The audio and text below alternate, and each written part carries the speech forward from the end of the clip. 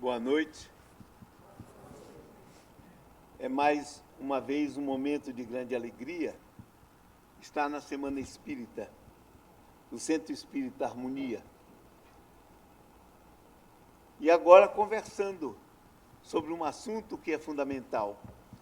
E enquanto eu estava ali sentado, vendo os vídeos, tocado por eles, verificando que nesses 24 anos aconteceu, do simples ao complexo, um trabalho de amor, um trabalho que é a afirmação de um self e de vários selfies que se juntaram a ele. Um trabalho que demonstra como o espírito pode realizar, e vários espíritos juntos realizam mudanças transcendentes. E enquanto eu via o vídeo e me emocionava, eu comecei a me lembrar que nós passamos 3 dias rememorando um fato que marca a história da humanidade, principalmente na civilização ocidental, e que, sem dúvida alguma, se espalha para o resto do mundo.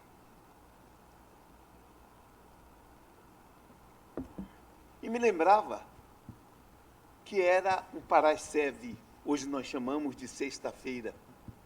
O Parasceve começava às 18 horas, como nós contamos o tempo agora. E então, no cenáculo, na cidade velha de Davi, num primeiro andar, um grupo de pessoas reunidas.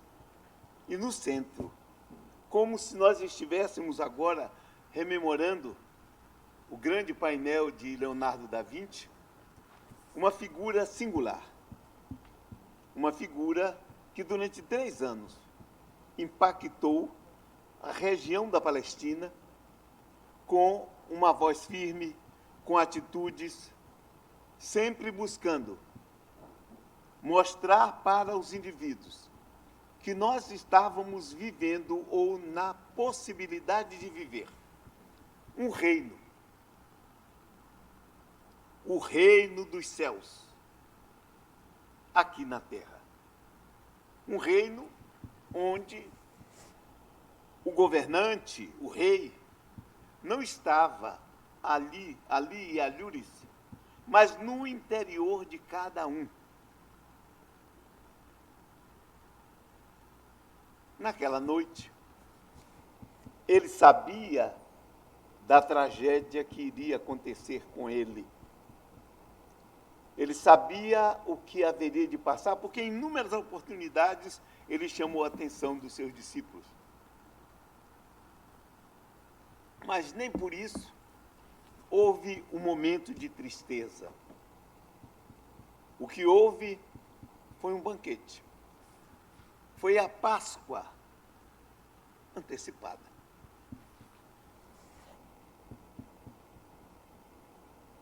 Preparada, foi comido o carneiro, todos os que estavam junto com ele, os apóstolos, algumas mulheres, todos estavam alegres e felizes. A Páscoa estava chegando. Houvera um momento de glória. Uma semana atrás, haviam entrado em Jerusalém como um grupo feliz que estivesse tomando uma cidade. Aquele homem sentado no burrico, enquanto os outros gritavam: Hosanas ao filho de Davi. Hosanas ao descendente da linha real israelita. Então havia uma alegria, algo iria acontecer, mas todos esperavam algo grande, imenso. Enquanto isso, uma trama dos bastidores acontecia. Mas em nenhum momento, aquele homem, Jesus, filho de José de Nazaré, como está escrito no Evangelho de João, em momento algum, ele dava sinal de angústia, de tristeza. Naquele momento, não. Acabaram de comer a ceia, saíram pela porta formosa, atravessaram o vale do Cedron, subiram pelo Getsemane até uma região onde havia um jardim. Estavam todos cansados, comeram muito, estômago cheio, o sono naturalmente acontece. Sentaram-se e enquanto ele disse, me aguardem, afastou-se um pouco e aí sim ele começa a orar. E naquele instante, o peso do que vai acontecer bate à sua porta. Ele ora e os discípulos que estavam sonolentos gravaram uma expressão dele. Pai, se possível, passa de mim este cálice sem que eu beba. Levanta-se, os discípulos estão adormecidos, ele conversa com eles, não podem velar comigo um instante? Volta, continua a oração e a mesma expressão, Pai, se possível, passa de mim esse cálice.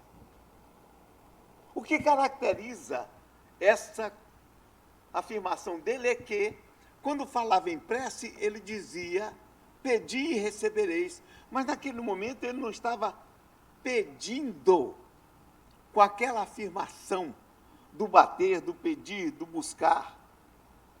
Ele condiciona, se possível. Porque ele sabe que tem um objetivo aquilo. Vem a terceira colocação. E ele coloca para Deus, Senhor, se possível, passa de mim esse cálice sem que eu beba. Porque o espírito é forte, mas a carne é fraca. Volta-se, os discípulos estão adormecidos. Os acorda e chegou a hora. Nisso, observa-se que um grupo sai da porta formosa, vem em direção a eles. E à frente, um discípulo, Judas, o homem de Iscariote. Aproxima-se, ele avança, deixa os discípulos atrás. E quando Judas chega, ele o abraça, Judas o beija, e ele diz, amigo, a que vieste? Ele sabia do que estava acontecendo. Judas estava alucinado pelo poder. Estava querendo que ele reagisse e fizesse a grande revolução e o reino acontecesse, porque ele estava imaginando um reino físico, não entendia que era um reino espiritual. E caiu no engodo da ambição. E ficou uma marca na história de uma grande traição. Mas a recepção é que é formidável. Jesus não o trata como inimigo. Jesus não o trata como um traidor. Amigo, a que viestes? E aí, ele é preso. E vocês sabem que durante mais ou menos umas 15 horas, ele passa por inúmeros sofrimentos, inúmeras humilhações, coisas terríveis, que terminam de maneira lancinante, pregado numa cruz, depois de ter sofrido sevícias inúmeras, o corpo todo rasgado, os músculos, o sangue jorrando, e ele pregado, não conseguindo respirar direito. Para respirar tinha que fazer força nos pés que estavam pregados, o ar entrava, mas a dor imensa. E o povo que ali estava, debochando dele, não é grande, não salvava todo mundo, salve-se agora. E davam risadas. Alguns discípulos estavam ali, a mãe dele sofrendo,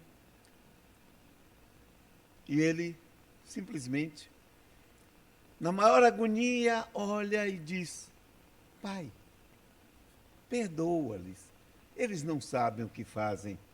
É uma lição grandiosa, porque naquele momento, ele não está dizendo: Pai, eu os perdoo. Se ele dissesse isso, ele tinha sido afetado. Mas ele não foi. Ele não foi afetado. Eles estavam errados. Ele era a vítima. Pai, perdoa-lhes. Eles não sabem o que fazem. E, finalmente, aquela agonia passa. Em tuas mãos entrego o meu espírito. 3 horas estava chegando da tarde. Teria que se parar tudo, porque a Páscoa iria começar dentro de 3 horas. 18 horas começaria o sábado da Páscoa. Os 2 ladrões que tinham sido crucificados com ele tiveram as pernas arrebentadas, mas ele não precisou. Tiram-no da cruz, apenas uma lança é enfiada no seu coração, para verificar se ele tinha morrido mesmo. É levado, colocado no túmulo.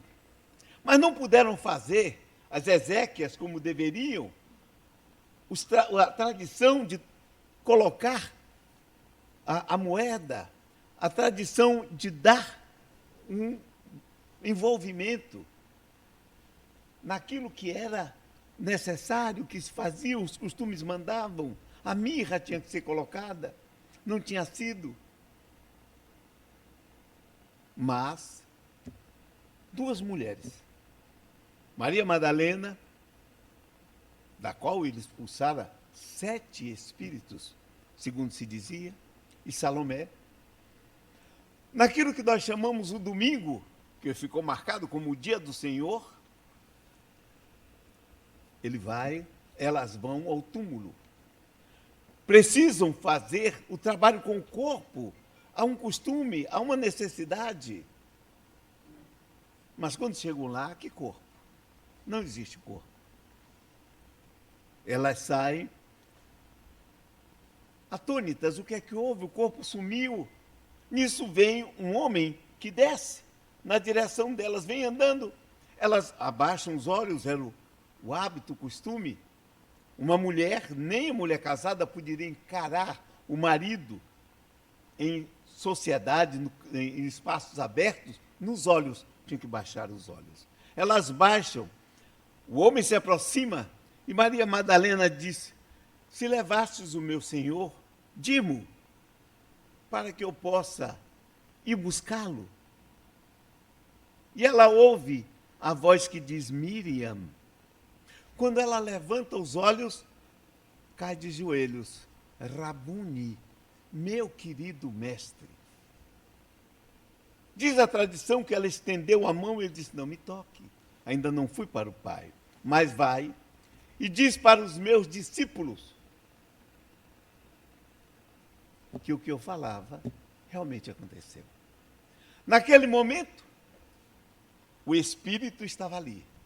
O corpo, que era fraco, tinha morrido, mas o espírito estava ali, vivo, radiante, sabendo quem era, como bem disse há pouco Adenauer, a continuidade do eu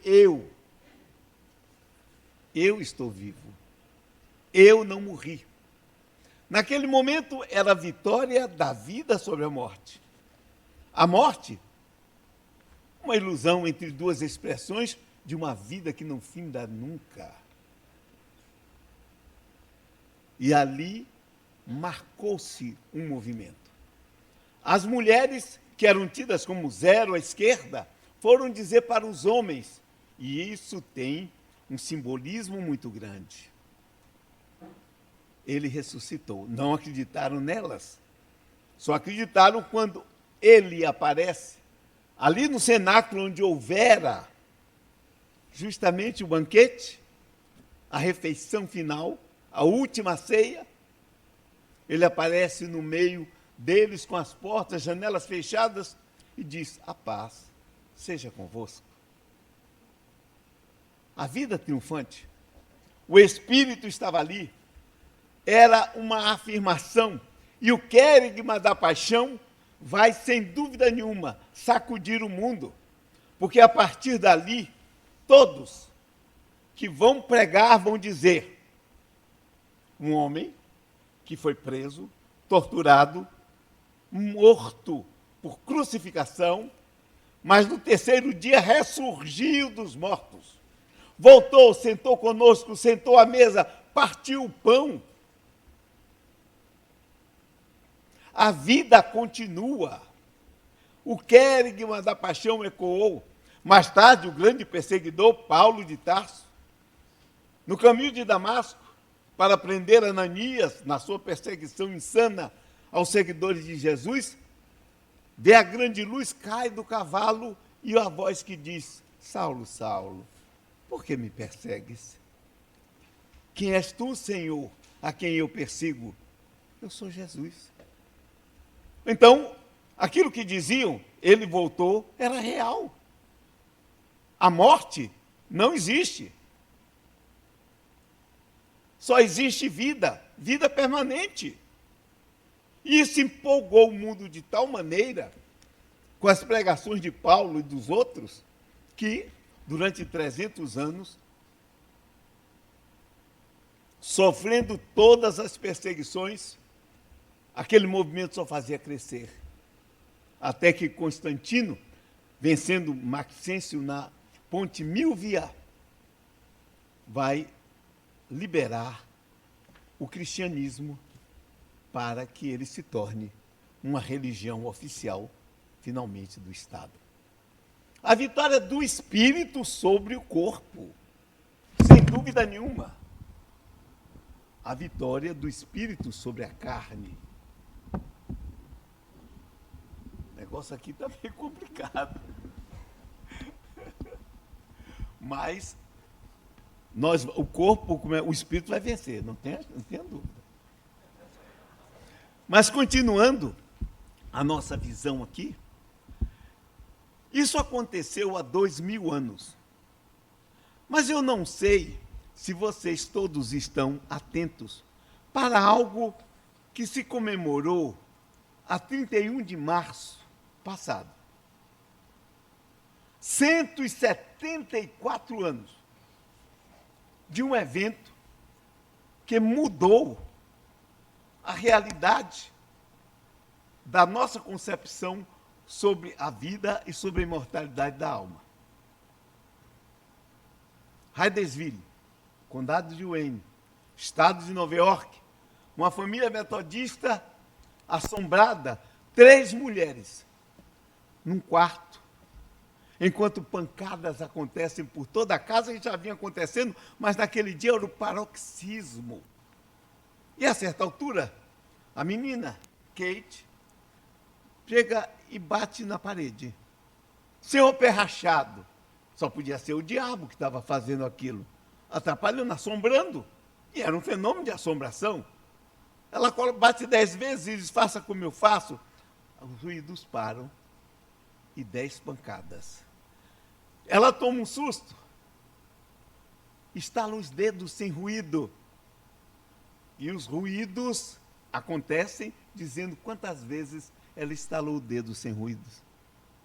Ela toma um susto, mas aí a mãe, Margareta, levanta-se e começa a estabelecer um diálogo. 2 pancadas sim, 1 pancada não.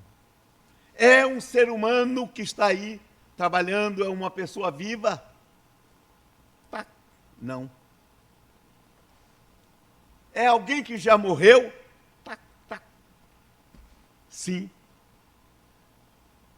E eu fico me perguntando uma coisa. Tem uma sincronicidade histórica interessante. Quem anuncia ao mundo que o Espírito era uma realidade foram 2 mulheres. Maria Madalena e Salomé. E agora, quem estabelece uma relação com alguém que morreu Eram 3 mulheres, duas meninas e a mãe das meninas. E utilizando o método da mãe das meninas Fox, logo nesta noite, do Wesley com outros vizinhos, estabelece a história do caixeiro viajante que foi assassinado naquela casa. E aí começa aquilo que eu chamo a segunda grande revolução mediúnica da história. Porque a primeira, uns 2 milhões de anos atrás, quando o ser humano, quando o espírito despertava para a autoconsciência, ali os fenômenos mediúnicos demonstraram a existência do espírito e começa uma nova história na grande história biológica, da evolução biológica humana. Mas agora, nós estávamos no meio do século XIX, quando a razão está demonstrando que nós podemos agir sobre a natureza, nós podemos mudar. O mecanicismo se estabelece. A razão está imperando. E a razão já vinha há algum tempo combatendo todas as ideias religiosas, desde o século XVIII, com os enciclopedistas, Diderot, D'Alembert, Voltaire, que diziam: esse negócio de alma, Deus, não existe. Só existe o corpo, só existe a matéria. E nós estávamos entrando numa outra condição. Naquele 31 de março, algum tempo antes, 20 de fevereiro, acontece um fato interessante, que é o lançamento do Manifesto Comunista, que começa um espectro ronda a Europa, o espectro do comunismo. Espectro.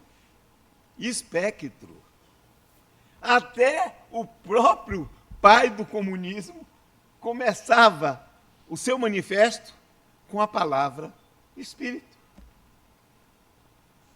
Um espectro ronda a Europa. E o interessante que era o materialismo histórico que se fazia presente. Não existe alma, não existe Deus, morreu, acabou. Ora, 20 de fevereiro de 1848, 31 de março de 1848, o espírito de um caixeiro viajante desmente tudo.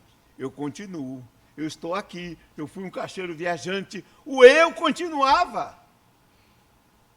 A consciência estava ali. E um movimento toma o mundo. O movimento mediúnico, a grande revolução mediúnica moderna. 174 anos no dia 31 de março. Hoje, 165 anos. O Livro dos Espíritos. Agora, não eram apenas as mesas girantes, não eram os fenômenos que aconteciam aqui, além e acolá. Agora era uma mente racional, cartesiana, que sentava e conversava com os espíritos inteligentemente. Disse: o fenômeno é inteligente, logo o fenômeno vai dizer o que ele é. E o que é que esse fenômeno diz? Nós somos as almas daqueles que viveram no mundo, cujos corpos morreram. E eles sabiam quem eram. E começa o movimento espírita. O Livro dos Espíritos vai marcar uma nova era. O que é que Allan Kardec faz? Procura saber o que é na realidade o espírito, como o espírito vive, quais são as condições do mundo espiritual. E ele vai afirmar: o espiritismo é a ciência nova, que vem revelar aos homens a existência do mundo espiritual e suas relações com o mundo físico. Olhem bem a epistemologia. Não é uma coisa simples, não. Não era só revelar a existência do espírito, era revelar um mundo novo, um universo novo. Aliás, um universo, porque no Livro dos Espíritos, mesmo se tendo em conta que o universo na época significava a galáxia Via Láctea, mas envolvia todo o universo, permeava o universo. Mas tem um fato interessante. Allan Kardec, desde cedo, tem a consciência de que é espírito, tem a consciência da imortalidade. E, na sua biografia, autobiografia, quando ele fala a respeito dos seus problemas, dificuldades, como ele entrou no espiritismo, ele vai dizer que em muitas oportunidades, quando ele era simplesmente traído pelos amigos, apunhalado pelas costas, quando por toda parte lançavam doesto sobre ele, ele diz: eu me elevava acima da humanidade e olhava de cima, e tudo diminuía, porque ele estava olhando com o olhar do Espírito. E é um convite que ele faz: vamos estudar efetivamente o que nós somos. O Espiritismo espalhou-se pelo mundo, veio para o Brasil, e nós estamos aqui com um dos frutos desse movimento, do movimento espírita. Mas o que nós temos visto ao longo de toda a história religiosa é que normalmente, principalmente com o cristianismo, o que se buscou? Viver o espírito, aliás, numa atitude bem socrático-platônica. Viver no mundo das ideias. Só o espírito importa, o corpo não vale nada. Nós tivemos um grande exemplo, Francisco de Assis. Voltado para o espírito, o corpo era o irmão burro, aquele que não presta tem que ser massacrado, tem que ser espezinhado, não se pode facilitar a vida dele, tem que se negar tudo, tem que se fazê-lo sofrer, porque somente pelo sofrimento do corpo nós vamos alcançar a dimensão espiritual. O Espiritismo vem com uma outra proposta. E hoje nós estamos vendo isso. Nós estamos aprendendo gradualmente que nós somos espíritos ligados a um corpo. Somos espíritos que utilizam corpos, aliás, exatamente nós estamos usando corpos, enquanto princípios espirituais aqui na Terra, há 4 bilhões e 300 milhões de anos.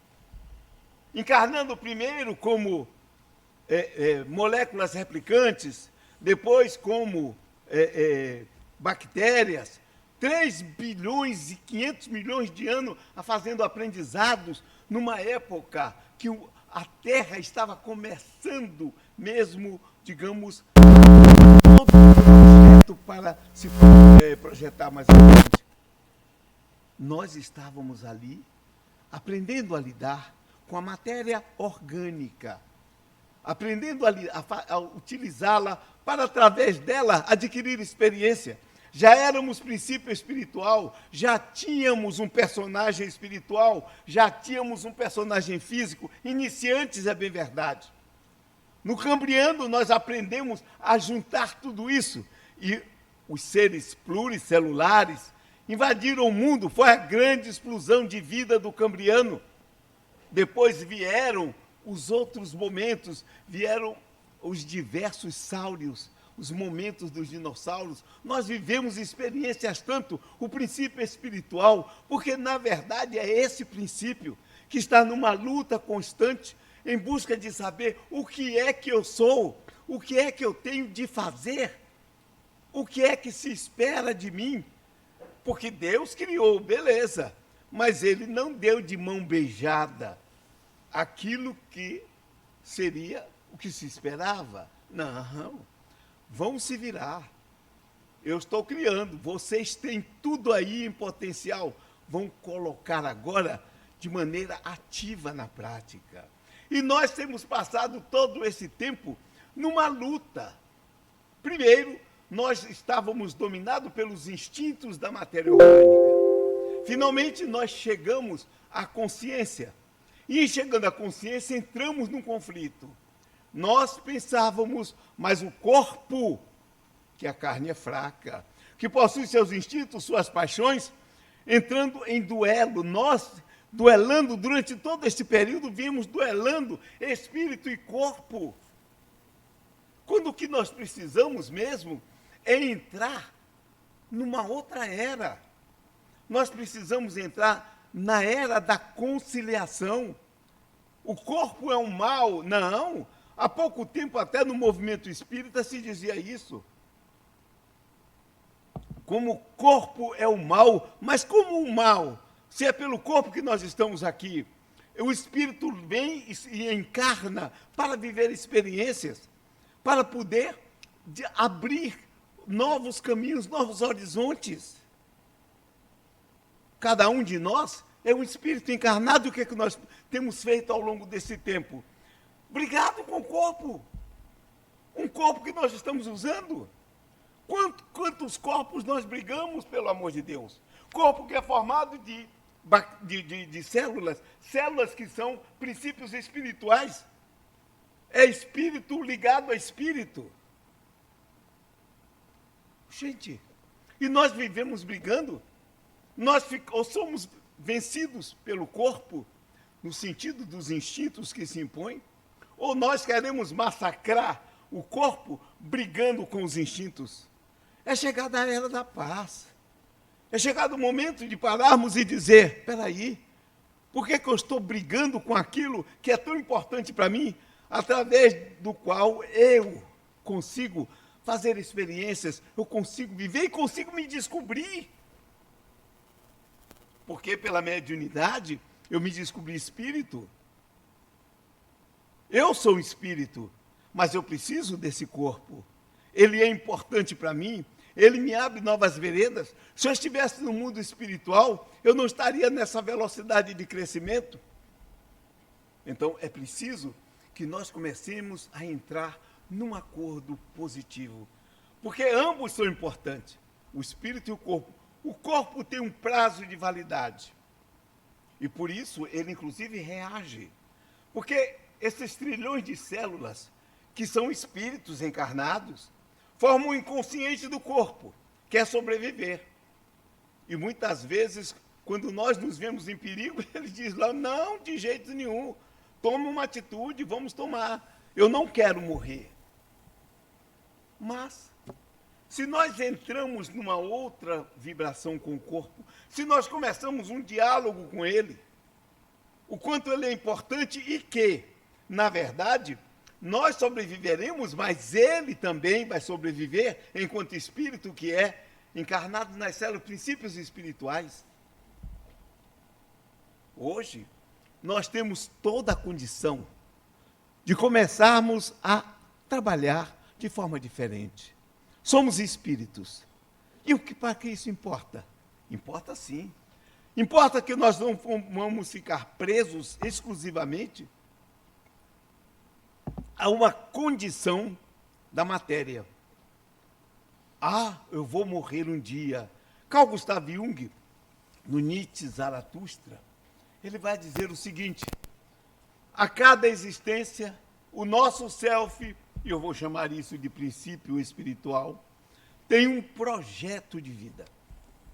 Se nós, enquanto personagens, estou chamando eu, enquanto eu físico, seguirmos a experiência do personagem, não atrapalharmos isso, se estabelecermos um eixo ego-self, ou ego e princípio espiritual, nós estaremos cada vez mais ampliando nossas possibilidades. E interessante, integrando-nos naquilo que é o objetivo. Cada encarnação tem um objetivo. E se eu me adequo ao objetivo, diz até Carl Gustav Jung, os anjos vão descer do céu e dançar conosco. Ou seja, as coisas vão ocorrer de maneira positiva. E é isso que nós estamos precisando. Nós vivemos numa luta interna terrível que tem de acabar. Para estabelecermos a paz. Jesus dizia, a minha paz vos deixo, a minha paz vos dou, mas não dou como o mundo a dá. Porque a paz tem que ser interior. A paz tem que ser o espírito e o corpo, o personagem espiritual e o personagem físico. estabelecer um consenso.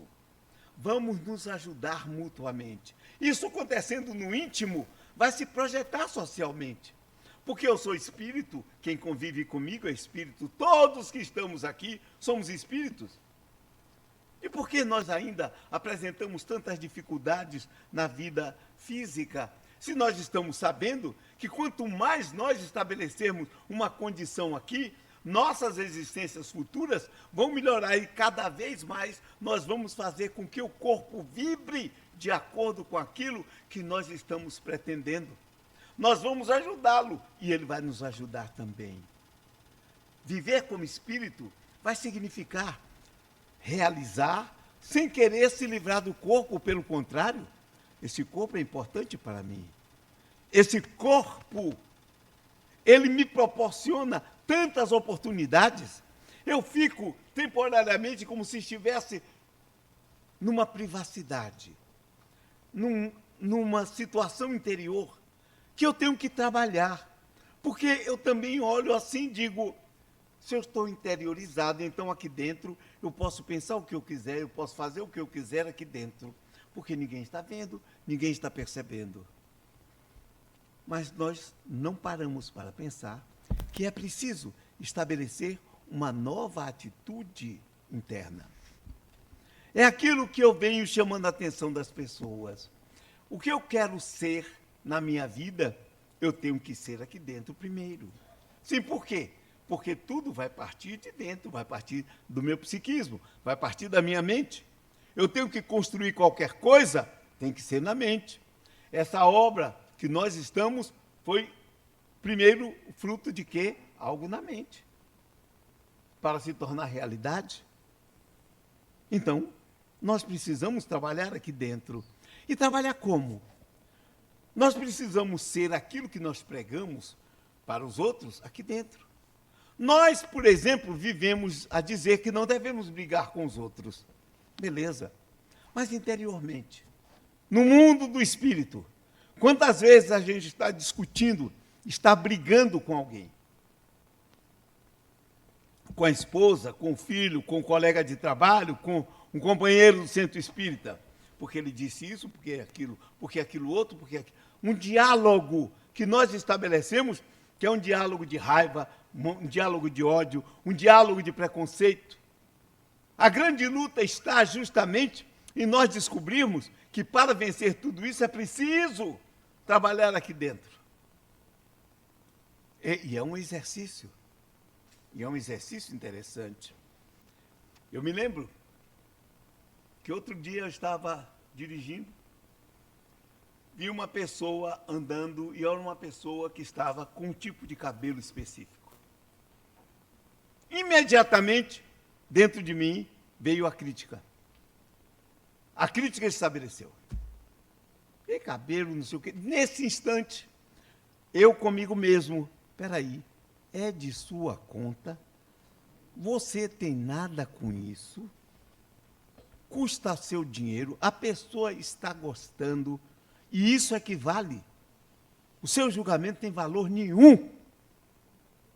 Você vive dizendo que não tem preconceito, mas interiormente você está estabelecendo um preconceito? Pare com isso. Eu digo, mas é mesmo? Imediatamente vou mudando. Estou dirigindo, alguém chega lá na frente e faz uma, o pessoal diz, uma baianada. Então, faz uma baianada. E o que é que eu faço? Que absurdo, não sei o quê. Na hora que isso acontece, epa, você acha errado, não faça. Por que é que você está dando opinião? Não é da sua conta. Se tiver algum problema com ele, quem vai viver é ele, não é você.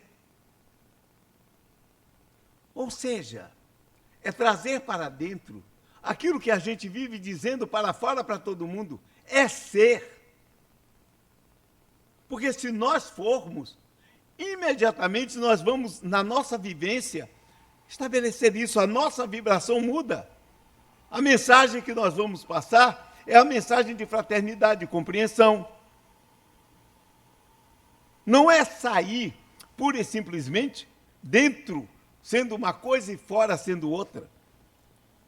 Ser espírito é isso, porque, inclusive, quando desencarnarmos, se continuarmos com esses sentimentos, nós vamos ter o mesmo sentimento do outro lado. Eu digo que eu quero evoluir. E evoluir é o quê? É mudar. E se muda como? Aqui dentro. Não ter inimigos. Aqui dentro. Porque eu posso ser um poço de pacificação fora. Mas se dentro eu continuo condenando os outros, sendo adversários aqui dentro, o que é que vai me adiantar? Jesus Cristo, ele termina o Sermão do Monte e o pessoal diz assim, ele não fala como os escribas e como os fariseus. Ele fala com autoridade. Viver como espírito não é viver lá no mundo das ideias. É viver aqui, é estar encarnado. É fazer como Jesus. O pessoal fala sempre no sofrimento de Jesus, eu digo, olha, sofrimento especificamente deve ter sido umas 15 horas e foram bravos. Eu não quero passar nem um milésimo daquilo. Porém, antes disso, veja a vida dele. Ele só fez jejum uma vez, no início do seu trabalho. Quando ele está mudando uma realidade, saindo de uma realidade familiar para uma realidade pública. Uma vez. Daí por diante, ele é inclusive o indivíduo que afasta o sofrimento. Vem para ele o leproso, ajoelha-se aos seus pés e pede, Senhor, limpa-me. Ele estende a mão, toca no leproso, um absurdo à época. Porque você tocava no leproso, você adquiriu o pecado dele. Mas ele toca, todo mundo deve ter arrepiado em volta. E aquele homem que há muito tempo não sentia um toque humano, aquilo já foi algo fantástico para ele. Acredita que eu posso te limpar? Acredito. Então, seja feito como acreditas, e o homem fica limpo. O outro é cego de nascença, não consegue descer na água do tanque de Siloé quando se movimenta, porque ele era cego. Como é que ele sabia que ia movimentar a água? Tinha que ter levado alguém para ficar olhando, quando a água movimentasse, empurrar ele, para ele cair e poder ficar curado. Mas não, ele está ali sozinho. Jesus Cristo disse, espera aí, dá um jeito. Cuspiu no chão, fez lama de cuspe, que porcaria. Passou no olho, disse o homem, vá se lavar, e foi embora. E o homem lavou e ficou bom. O outro estava aleijado. Descem ele por um catre, botam no meio de todos. Os teus pecados te são perdoados. Aí, quem é esse que perdoa pecado? Diz, não posso perdoar pecado. Não, espera que vocês vão ver. Levanta, pega o seu leite e leva. Aí o homem levanta e leva. Ainda mostrou o que fazer, porque queria. Está achando ruim? Eu vou fazer para mostrar, vou fazer mais. O outro tinha a mão mirrada. Ele também diz a mesma. Chama o homem, diz assim, é lícito curar no sábado? Era um sábado. Todo mundo fica calado. Hipócritas. Estende a mão. A mão ficou boa. Quer dizer, ele tirava o sofrimento. Como é que transformaram a religião dele, o que ele pregava, que não foi religião, a religião dele era o judaísmo, mas a pregação dele transformaram em inspiração para o sofrimento. Muito ao contrário. Então vamos acabar com isso. Vamos começar a viver como espírito e, primeiro de tudo, entrar em relação boa conosco. Vamos ser nossos amigos, vamos ser nossos companheiros, vamos nos amar. Sim, porque ele disse, não é? Amar ao próximo, mas como a si mesmo. Vamos desenvolver esse amor, desenvolvendo dentro de nós, para conosco, de nós, como princípio espiritual, com o personagem espiritual, com o personagem físico, o ego espiritual, o ego físico. Vamos ser amigos, irmãos nossos. E olhando em volta, vendo os outros espíritos que estão conosco, como estamos todos aqui, vamos estabelecer uma nova era, um novo momento para nós. Vamos estabelecer agora o reino do Espírito. Não é mais o reino de Deus, é o reino do Espírito, é o nosso reino aqui, porque, afinal de contas, nós somos imagem e semelhança de Deus. Nós também temos esse poder de criar. Vamos criar o nosso céu, o céu aqui, nesse instante. Não vamos esperar algo lá fora. Vamos estabelecer nesse instante o que é que nós queremos aqui, paz. Vamos estabelecer dentro e em volta de nós. Vamos transferir para os outros os nossos conhecimentos. Vamos buscar nos empolgar por uma ideia que seja uma ideia de fraternidade, de amor, e vamos conviver com os outros isso. Vamos viver em espírito estando no corpo e vamos conquistar o nosso corpo para que ele seja efetivamente o grande amigo nosso, aquele que colabore conosco, não que seja um obstáculo, porque ele não é. Nós temos que aprender a conviver conosco, enquanto espírito e corpo, e a conviver com os corpos que estão em volta de nós, e principalmente com os espíritos que ali estão. Porque quanto mais nós vivermos em espírito, mais iremos estar numa ligação espiritual com todos à nossa volta. A nossa vibração vai ajudar aos outros, vai envolver aos outros, e nós vamos servir de exemplos, porque um exemplo vale mais do que 1000 palavras. E é isso que nós precisamos. Essa é a grande mensagem de Jesus. E no domingo nós estávamos comemorando isso. E quem sabe, estava Jesus outra vez, olhando o mundo com os braços abertos e dizendo: vinde a mim, todos vós que estáis aflitos e sobrecarregados, e eu vos aliviarei, mostrando aquilo que sois, o Espírito imortal, aquilo que vai viver para sempre e vai alcançar objetivos que nós não podemos agora sequer discernir o mínimo. Muita paz.